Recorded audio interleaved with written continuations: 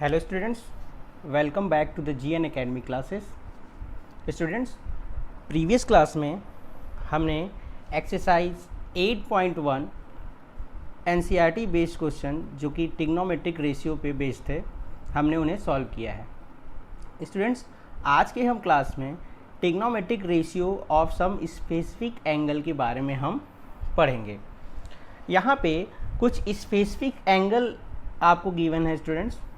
जैसे अगर हम एंगल को थीटा मानते हैं तो आपको पता है कि ट्रिग्नोमेट्रिक रेशियो जो होते हैं वो कुल 6 होते हैं। There are 6 trigonometric ratio. So sine theta, cos theta, tan theta, cosec theta, sec theta और कॉट थीटा, ये कुल 6 हम ट्रिग्नोमेट्रिक रेशियो के बारे में जानते हैं। अगर ट्रिग्नोमेट्रिक रेशियो, ये जो 6 ट्रिग्नोमेट्रिक रेशियो हैं, अगर किसी 6 एक्यूट एंगल पे गिवन हो, दैट मीन्स अगर साइन 0 गिवन हो, साइन 30 गिवन हो, साइन 45 गिवन हो, साइन 60 गिवन हो, साइन 90 गिवन हो, तो हम उस एंगल्स को कैसे जानेंगे और कैसे लिखेंगे, इसके बारे में हम जानेंगे। ओके स्टूडेंट्स, तो इसको बनाने के लिए हम सबसे पहले अगर हमको साइन 0 की वैल्यू लिखनी है तो स्टूडेंट्स हम एक काम करेंगे, यहाँ पे पहले लिखेंगे 0, 1, 2, 3 और 4। यहाँ 0 से 4 होल नंबर लेंगे और इन सभी में हम 4 से डिवाइड करेंगे। 2 में 4 डिवाइड करेंगे, 3 में 4 डिवाइड करेंगे और 4 में 4 डिवाइड करेंगे। ओके स्टूडेंट्स, और इसके बाद हम इनका रूट लेंगे।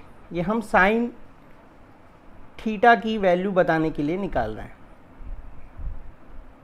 स्टूडेंट्स, जब आप इसे वैल्यू को सॉल्व करेंगे तो रूट 0/4 स्टूडेंट आपको 0 मिलेगा। रूट 1/4 वैल्यू होगी आपकी 1/2। रूट 2/4 जो होगा स्टूडेंट्स वो होगा 1/√2। रूट 3/4 को हम स्टूडेंट लिखेंगे रूट 3/2 एंड रूट 4/4 जो होगा स्टूडेंट्स वो होगा 1। तो ये जो वैल्यू है हम इसको साइन थीटा के ठीक सामने 0 हम लिखेंगे 0। साइन 30 की वैल्यू हम लिखेंगे स्टूडेंट्स 1/2। साइन 45 की वैल्यू हम लिखेंगे स्टूडेंट्स 1/√2 और साइन 60 की वैल्यू हम लिखेंगे रूट 3/2। स्टूडेंट्स, हम साइन 90 की वैल्यू लिखेंगे 1। इस तरह से आप साइन 0 की वैल्यू, साइन 30 की वैल्यू, साइन 45 की वैल्यू, साइन 60 की वैल्यू, साइन 90 की वैल्यू जान सकते हैं। अब स्टूडेंट्स, अगर आपको कॉस थीटा की वैल्यू निकालनी है, that means cos 0, cos 30, cos 45, cos 60, cos 90, तो इस साइन की वैल्यू को हम उल्टा लिख देंगे। उल्टा लिखने का मतलब जो 90 डिग्री पे वैल्यू है उसको हम 0 डिग्री पे लिख देंगे, जो 60 डिग्री की वैल्यू है उसको हम 30 डिग्री पे लिख देंगे, जो 45 है वो 45 ही रहेगा, जो साइन 30 की वैल्यू है वो हम यहाँ लिख देंगे और जो 0 है उसको हम यहाँ लिख देंगे।